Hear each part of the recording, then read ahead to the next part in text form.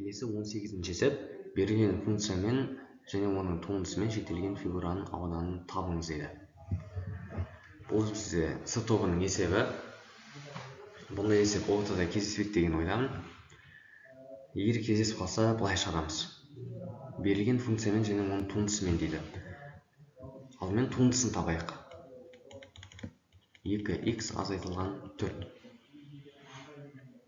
Енді бұны ары қарай табу үшін біз не істейміз? Біз осы екі өрнекті бір-бірінен азайтамыз. Және де одан алдын біз осы екі өрнектің қиылысатын нүктесін табуымыз керекпіз.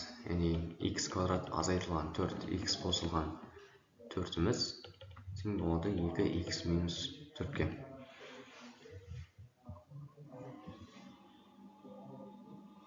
Келесі x квадрат азайтылған 6x қосылған 8 тең 0-ге. Келесі дискриминант арқылы шығаратын болсақ, бізде дискриминант 36 азайтылған 4 көбейтілген 8-ге тең. 4 көбейтілген 8-іміз 32, азайтсақ 4 болады. x1 мен 2-іміз бізде 6 плюс минус 2 бөлінген 2. Осы жерден 4 пен 2 деген 2 жауап шығады. Енді бұл бізге нені береді? Біз бұлай қолданамыз. Интеграл 2-ден 4-ге дейін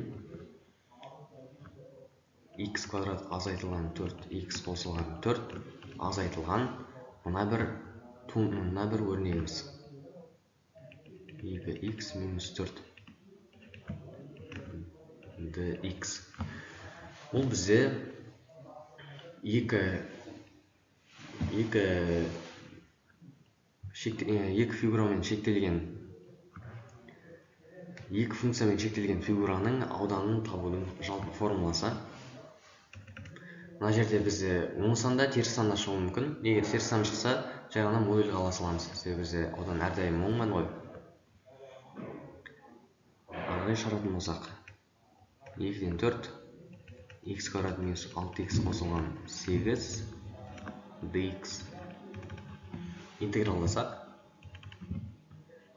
x куб бөлінген 3 азайтылған 6x-тің интегралы бізде 3x квадрат. Яғни x-тің интегралы x квадрат бөлінген 2, 6 мен қысқарып 3x квадрат болды. Қосылған 8x. 2-ден 4-ге дейін. Осы жерде енді мәнін орындарына қоямыз. 4-тің кубы бізде 64 бөліп 3 азайтылған 3 көбейтілген 4-тің квадраты бізде 16, 3-ке көбейтсек 48. Қосылған 8 көбейтілген 4 бізде 32. Азайтылған, енді 2 бойынша алсақ, 2-нің кубы 8 бөліп 3 азайтылған 3 көбейтілген 2-нің квадраты 4, 12. Қосылған 8 көбейтілген 2-іміз 16-ға тең. Енді осы бір өрнекті шешу ғана қалды. Так, бөлшектерді бір бөлек, сандарды бір бөлек, бүтін сандарды бір бөлек есептейік. Алдымен жақшаны ашайық. 64 бөлінген 3 азайтылған 48 қосылған 32 азайтылған 8 бөлінген 3 қосылған 12 азайтылған 16. Осы жерде 64-тен 8-ді азайтсақ бізде 56 бөлінген 3-іміз бар. Келесі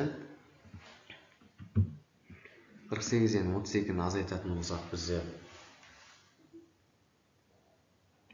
минус 16. 12-ден 16-ны азайтатын болсақ бізде минус 4.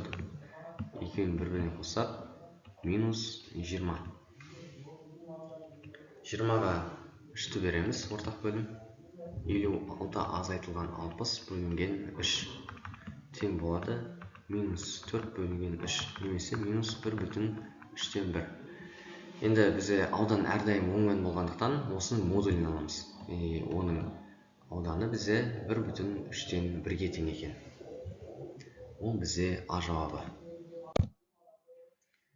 Келесі 19-шы есеп. Тең бүрлі трапецияның табаны берілген, сүйір бұрышы берілген және трапецияның ауданы табыңыз дейді. Алдымен тең бүрлі трапецияны сызайық.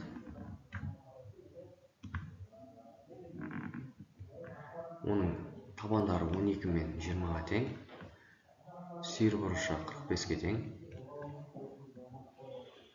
Трапецияның ауданы табу керек. Алдымен ауданның формуласын жазып қояйық. Трапецияның ауданы бұл А қосылған Б бөлінген 2 көбейтілген H. H ол биіктік. Енді биіктік түсіретін болсақ, ол 90 градуспен түседі.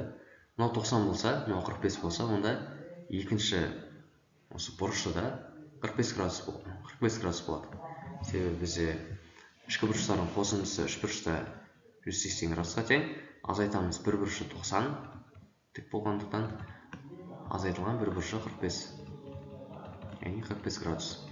Енді екі бұрышы тең, олай болса, ол бізде тең беріліш бұрыш. Мына бір биіктігін x деп алатын болсақ, онда мына бөлікті x-ға тең. Бұл трапециямыз тең берілу болғандықтан, мынау да x-ға тең. Енді 12-міз мына жерге параллель түседі. Яғни мына бір бөлік 12-ге тең. Олай болса, біз жалпы мына бір қабырғаны, 20-ға тең қабырғаны былай алсақ болады. X қосылған 12 қосылған x. Яғни 20 тең 2x қосылған 12. Осыдан 2x тең 8-ге, x тең 4-ге. Яғни біздің биіктігіміз 4-ге тең. Енді осыдан қоя салайық. Екі табанның қосындысын 2-ге бөлеміз. Көбейтеміз оның биіктігіне 4-ге. Сол кезде бізде 2 мен 4 қысқарады, 2 болады. 12-ні 20-ға қоссақ бізде 32, 32-ні 2-ге көбейтсек 64. Яғни С жауап болады екен.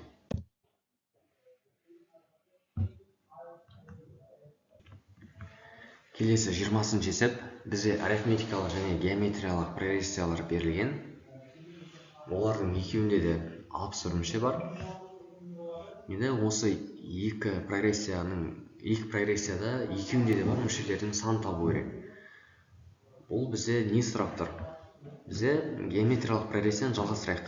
1, 2, 4, 8, 16, 32, 64, 128, солай кете береді.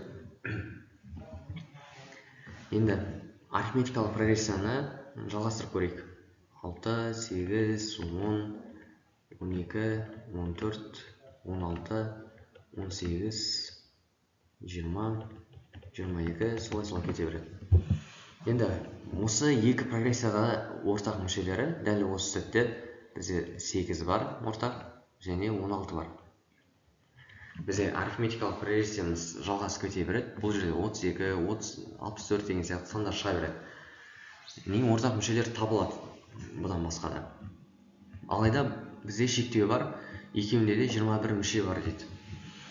Енді геометриялық прогрессияның мүшелері тым үлкен сандарға секіре береді. Оның мүшелерінің шектелгендігін қарамай қояйық. Ал арифметикалық прогрессияның ең соңғы мүшесін табайық. Бізде бірінші мүшесі А1 6-ға тең.